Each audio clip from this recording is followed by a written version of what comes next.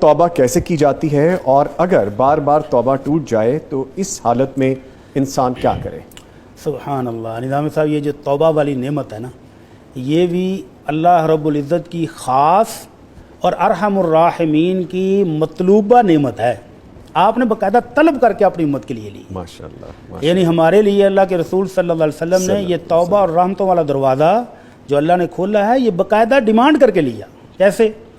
مکے والے آ گئے کہ اللہ کے رسول ہم آپ پر ایمان تب لائیں گے کہ آپ صفا پہاڑی کو سونے کی بنوا دیں۔ مزدوری بیچارے کرتے تھے یا پھر تجارت کرتے تھے، تو سونے کی بنوا دیں پھر ہم ایمان لائیں گے۔ تو اللہ کے نبی صلی اللہ علیہ وسلم تو ایک ایک بندے کے ایمان لانے کے خواہش مانتے، سب کے گھروں میں جا کر منتیں کرتے تھے کہ مسلمان ہو جاؤ۔ تو آپ نے اللہ سے ارتجاع کر دی کہ اللہ میری قوم سونے کا پہاڑ مانگتی ہے۔ تو جبرائیل آ گئے، اللہ کے محبوب اللہ نے 2 آپشن دیے ہیں۔ پہلا آپشن یہ تھا کہ ان کی خواہش کے مطابق صبح تک صفا پہاڑی سونے کی بن جائے گی، اور دوسرا آپشن تھا کہ ان کے لیے توبہ اور رحمت کا دروازہ تا قیامت کھول دیا جائے۔ تو اللہ کے نبی صلی اللہ علیہ وسلم نے پہلا آپشن فوراً چھوڑ دیا کہ نہیں، یہ تو نہیں چاہیے مجھے، میری امت کے لیے یہ سونا نہیں چاہیے، اور دوسرا آپشن آپ نے لے لیا کہ تا قیامت گناہ گار توبہ کرتے رہیں اور اللہ کی طرف سے ان کو بخشش ملتی رہے، اللہ کی رحمتیں حاصل ہوتی رہیں۔ تو آپ نے فرمایا یہ دروازہ جب تک سورج مغرب سے طلوع نہیں ہوتا تب تک یہ دروازہ کھلا ہوا ہے۔ جب بھی بندہ گناہ گار تھک جائے، گناہ گار ایک تو ہے نا کہ وہ اس کو موقع نہیں مل رہا، ایک ہے کہ گناہ کر کر کے تھک بھی جائے تب آ جائے۔ تو یہ شیطان لعین نے قسم کھائی تھی کہ اللہ تیری عزت کی قسم، جب تک یہ ابن آدم زندہ ہے میں اس کو چھوڑوں گا نہیں، گناہ کراتا رہوں گا۔ تو اللہ نے بھی اپنی 3 قسمیں کھا کے کہا تھا کہ مجھے میرے جلال، میری عزت، میرے بلند مرتبے کی قسم، تو ساری زندگی ان سے گناہ کروائے گا، اور میرے بندے نے ایک دفعہ آ کر میرے سامنے جھک کے شرمندگی سے، ندامت سے کہا اللہ معاف فرما دے، تو میں نے ساری زندگی کو معاف کر دینی۔ ماشاءاللہ۔ صرف معاف ہی نہیں کرنے بلکہ فرمایا کہ اللہ ان گناہ گاروں کے گناہوں کو بھی نیکیوں میں بدل دیتا ہے۔ تو یہ توبہ اللہ رب العزت کی بہت بڑی نعمت ہے۔ اگر کسی بندے کو اس کا احساس ہو جائے تو یہ جو بھائی پوچھ رہے ہیں، پہلی بات تو یہ ہے کہ ان کو یہ احساس ہے، یہ بہت بڑی نعمت ہے، اس پر بھی اللہ کا شکر ادا کریں کہ ان کو گناہوں کی توبہ کا احساس پیدا ہوا ہے۔ تو سب سے پہلے ہے کہ شرمندگی، کہ مجھ سے یہ ظلم ہو گیا ہے، یہ میں نے جرم کر لیا، اپنے رب کی نافرمانی کر لی۔ پہلے ندامت، اور اگر آنکھوں سے ایک آنسو نکلا ہے تو وہ ساری زندگی کی سیاہیوں کو دھونے کے لیے کافی ہے، ایک آنسو صرف۔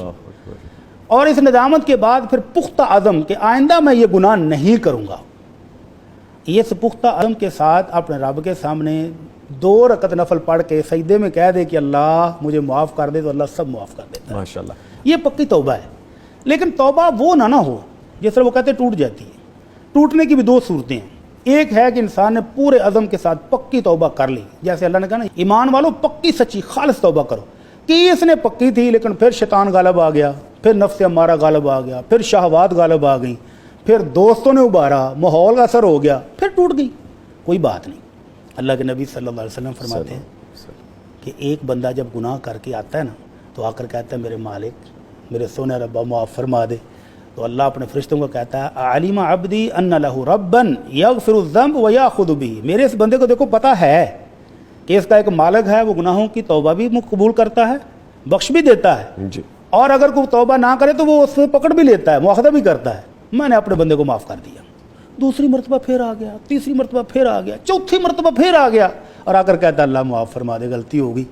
تو اللہ پھر کہتا ہے دیکھو میرے بندے کو یقین ہے کہ اس کا ایک رب ہے جو گناہوں کو معاف بھی کرتا ہے اور اس پر باز پرس بھی کرتا ہے، تو یہ بندہ معافیاں مانگ رہا ہے تو تم گواہ ہو جو میں نے اس کو معاف کر دیا۔ ٹھیک ہے، یعنی بڑی یہ سلسلہ چلتا رہے تو چلتا رہے۔ بڑی صاحب ایک چیز کتنی خوبصورت ذہن میں آتی ہے کہ توبہ کی توفیق بھی یہ بھی اللہ کی رحمت، کتنی بڑی عنایت ہے، یہ بھی اللہ کی رحمت۔ دیکھیں نا کہ بندہ کو توبہ کی توفیق ہی نہ ملے اور زندگی ایسے ختم ہو جائے تو وہ کتنا بد نصیب ہے۔ بیوٹیفل۔ اور دوسری چیز جو میں بیان کرنا چاہ رہا تھا، ایک تو یہ ہے کہ گناہ کا احساس ہے کہ میں نے توبہ کرنی ہے، تو وہ پکی توبہ کرتا رہے، جب تک کرتا رہے گا اللہ معاف کرتا رہتا ہے۔